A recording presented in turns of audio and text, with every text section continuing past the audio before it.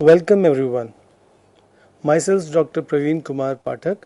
I'm working as an associate professor in the Department of Geography at Jamia Millia Islamia University, New Delhi, along with my colleague Ms. Manisha Sharma. So global environmental changes actually multiply and compound effect on agricultural productivity, water resource availability and infrastructure in the global south. And therefore, it's very important to understand the climate change impacts on human migration. Now, there is a growing scientific evidence which is indicating us that environmental migration is a reality, however, very complex and multi-causal.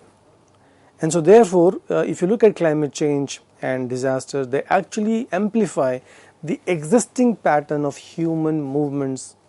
So, whether they are circular, seasonal, or rural to urban migration.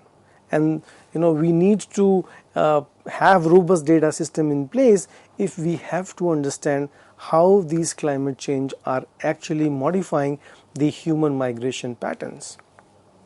If you look at some of the recent evidence of how climate change is accelerating the internal migration, there are basically two ways through which it is happening.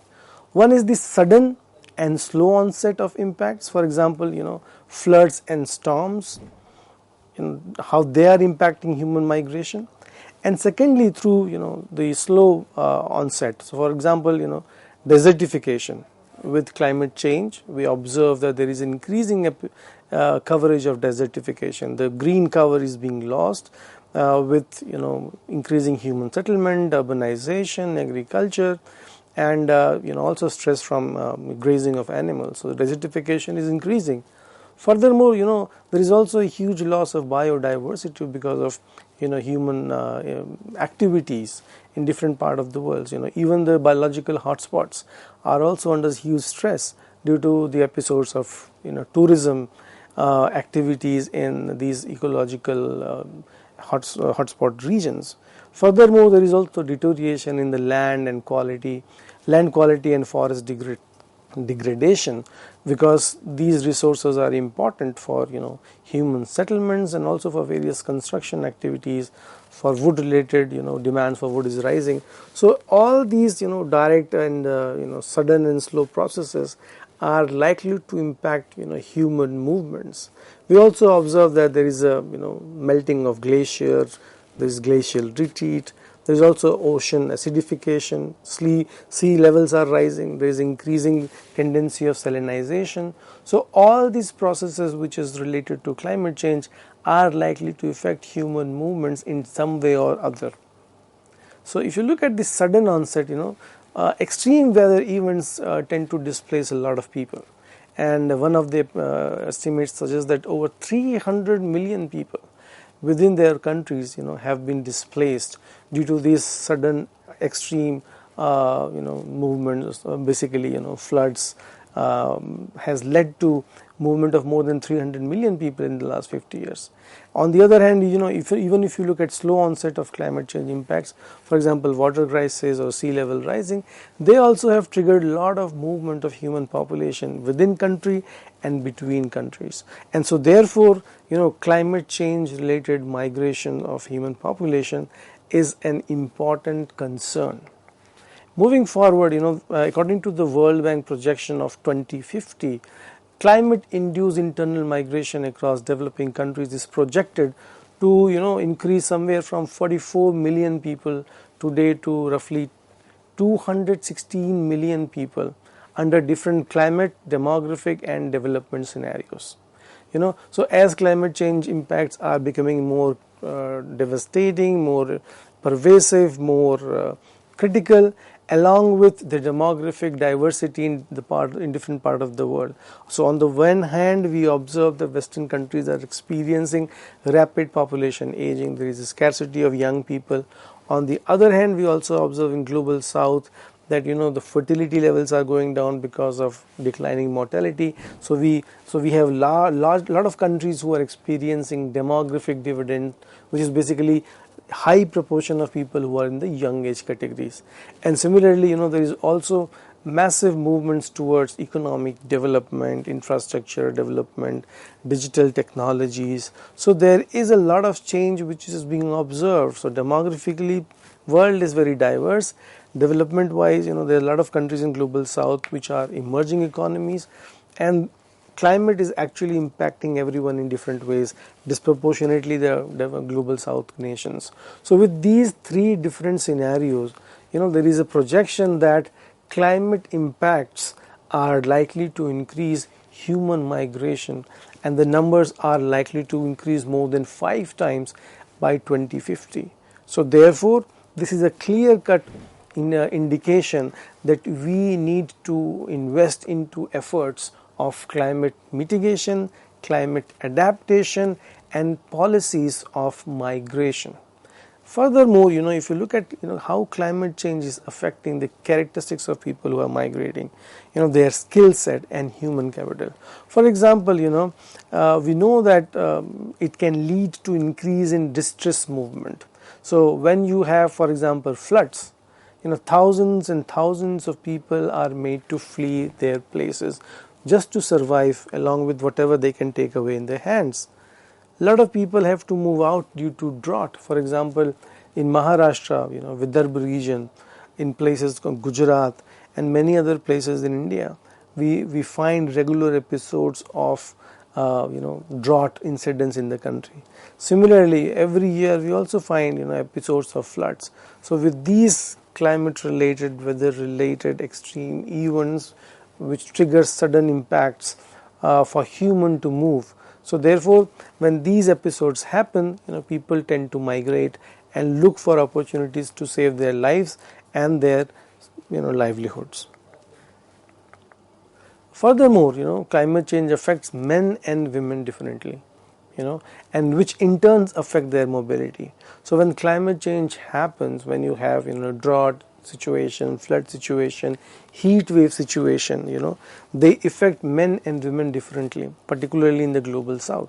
So for instance, largely these are women folks in the rural part of say for example India, who have to travel long distances to fetch water to feed their family members. They have to disproportionately spend large amount of time in the house looking after providing food to the family members. So therefore, when these environmental crises happens, men probably are more prone to moving out. Women do not find it more, they're not accustomed to move out as freely as men. So therefore, these climate change actually trigger a lot of different reactions from men and women. Furthermore, we also observe that people may not be able to migrate as they lack means and resources to do so. So there is a general tendency when there is climate change, and when an area is exposed to climate change impact, we believe that largely people would love to, or maybe they are forced to move out. But there are also section of people that who will not be able to move out simply because moving out is a very expensive exercise. Only those few who have some resources probably would seek to go out and look for opportunity elsewhere. But there are also section of people who are so poor, who do not have enough resources even to move out in the face of adversity driven through climate change. So when there are poorer households, particularly in the rural areas, who do not have resources even to go out elsewhere, they do not have knowledge and information and means to seek alternative opportunities in elsewhere, and hence they face the disproportionate burden of climate change. There are some people who have some resources, some imperfect knowledge, they may go to other places and survive. But among them also there are few who do not have knowledge, means or information to go elsewhere for securing their survival.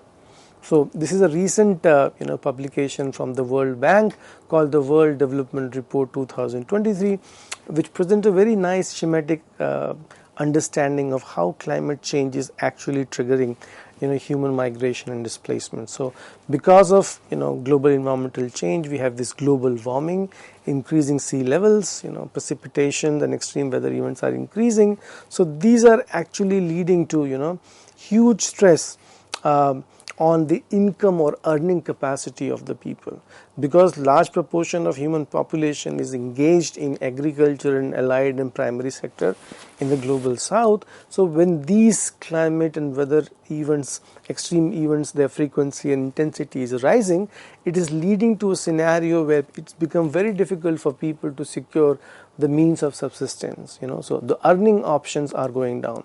Many times the livestock, which are part of agriculture and primary sector, it's very difficult to rear them and look after them when they don't have enough water or enough green areas to graze them. Similarly, there is a huge stress also on habitation. In settlements are also inundated, destroyed, so the quality of soil deteriorates. So all put together, there is a huge pressure on the human population, which is already struggling with poverty, poor health, job insecurity, livelihood insecurity, gender disparities.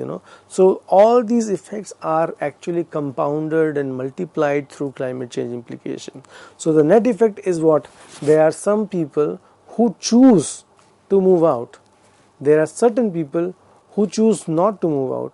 But there are also certain group of people who, even if they want to go out, are unable to go out, largely because they do not have information or means to make a conscious choice to whether they want to live here or move elsewhere.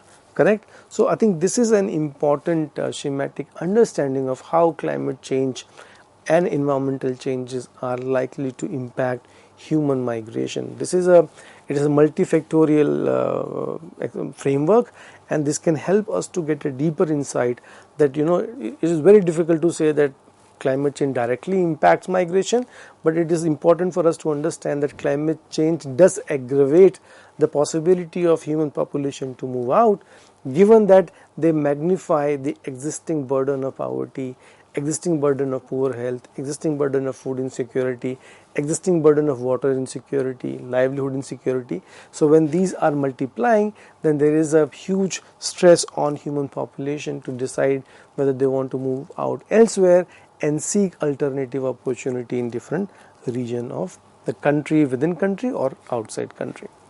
There is another important perspective to look at, with climate change and global environmental crisis coming up. There is a mobility continuum. So a lot of people are finding themselves in a situation like a refugee, due to climate change increasing vulnerability. So there is displacement for sure because of environmental driven displacements. So a lot of people, because of floods, because of drought, because of heat waves, because of there are also small island states which are actually getting inundated with rising sea levels. So a lot of people are finding very difficult to survive in their native places, and they are being displaced because of these extreme global environmental crisis. And there are also people who have got some economic capital, social capital, means where if they are finding in themselves in a situation where they are stuck with multiple droughts or floods or heat waves, then they decide to move elsewhere where they can secure their own life and their family lives. So this is another important schematic perspective if you want to understand how migration happens. So we have discussed in some earlier lecture as well that primarily it is economic motive at the place of origin and destination, weighing upon which individual decide whether he or she wants to move out. Again, with economic we have social considerations. So for example, availability of good education facilities, healthcare services, infrastructure, etc., based on which people make a estimation where it is better for them to live or not to live. And then we also know that political and civil situation in a given place also many times push people to go some other place where they have security of life and livelihood. Now these perspectives, these dynamics are modified through global environmental changes. So what happens is that global environmental crisis deepens the existing divides and structures in the society, and therefore it makes the life of people even more difficult, and then people decide, whether they want to migrate or they would like to stay behind. But again, I would like to reiterate a fact that deciding whether to migrate or stay back is in some way a luxury for those who have a means of information and means of resources to do so. There are also a lot of population and human beings who do not have information, who do not have resources, and thus they do not decide what to do or not to do. So basically they stay back there, and they grapple with and face disproportionate brunt of climate change crisis, and therefore they are known as the trapped population. So what is the trapped population? Trapped population basically refers to a segment of population that disproportionately is exposed to global environmental crisis.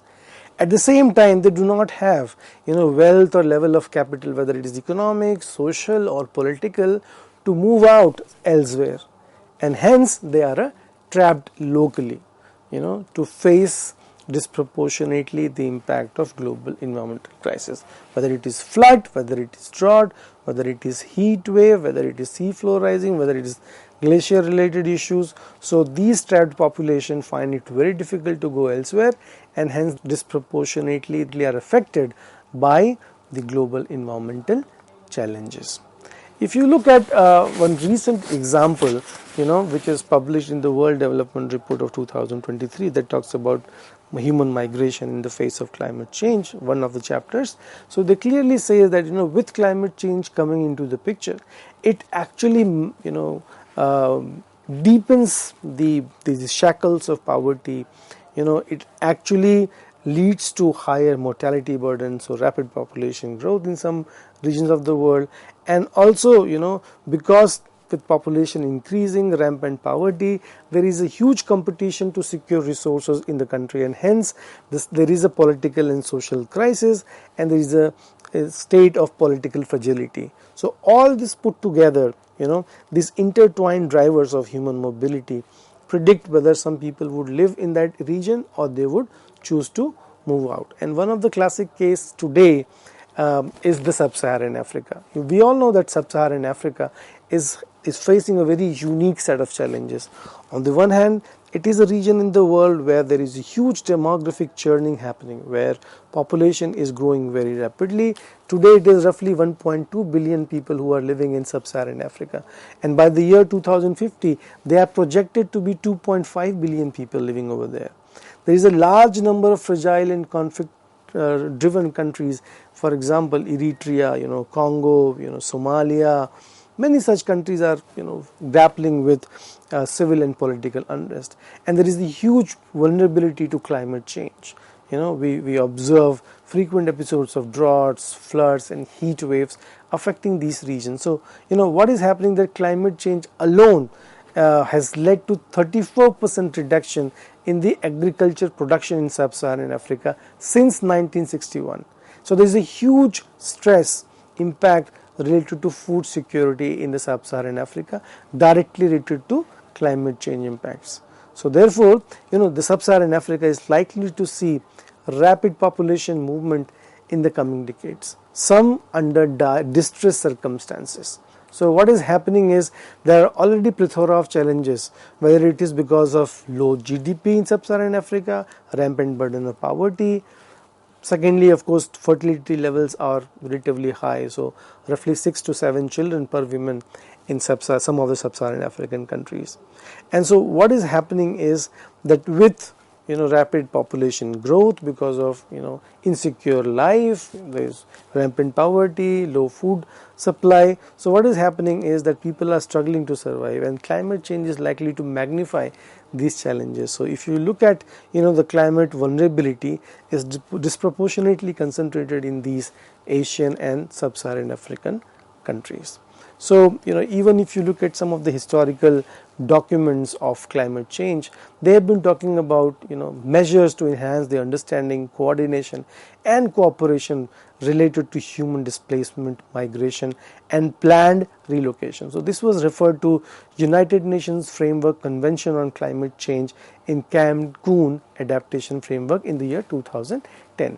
The Sendai Framework for Disaster Risk Reduction also refers to focusing on disaster displacement, and it talks about targets and priorities for action to prevent and reduce disaster risk, including through governance, investment in disaster reduction for resilience, and disaster preparedness, recovery, rehabilitation, and reconstruction. So the Sendai framework articulates the need to include migrants in the disaster risk reduction and management in these important areas.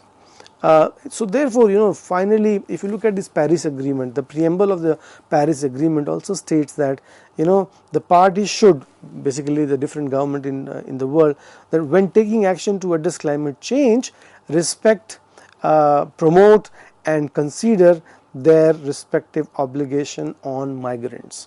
So it's very clearly stated that they have recognized that with increasing episodes of global environmental crisis, human population are likely to be affected, and among them migrants are going to be a very important category. So there is a need to have a policy in place wherein these migrants, whether they are refugees, whether they are climate migrants, they need to be respected, they need to be properly rehabilitated, and so there has to be a proper financial and political instrument in place to take care of these environmental related distress migrants.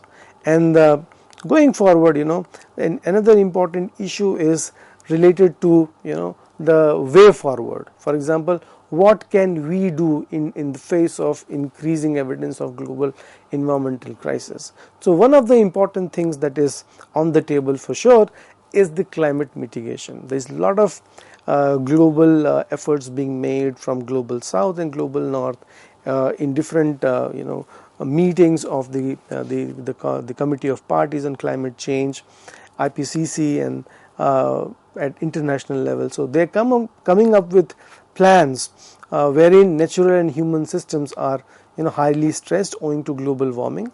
So in order to address the severity of the future climate impacts, I think it's likely to depend on the extent to which international collective action can curb these global warming.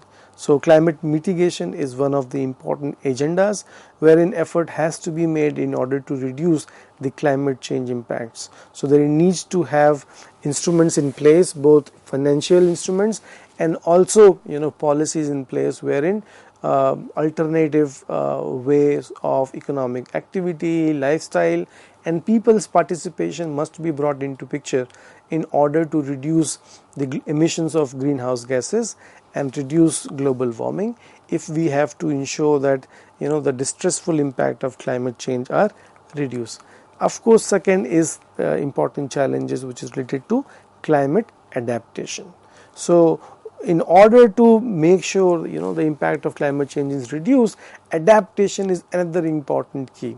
Why? Because extent to which vulnerable countries can build their resilience and adapt to climate change depends on appropriate financial instruments. So building resilience is very important. So resilience is nothing but responding back in the face of adversity. So when climate change presents challenges for life and livelihood of people, there is a need to invest into these people so that they have alternative livelihood option to survive. And finally, we need migration and protection policies to secure the life of these climate driven migrants. Thank you.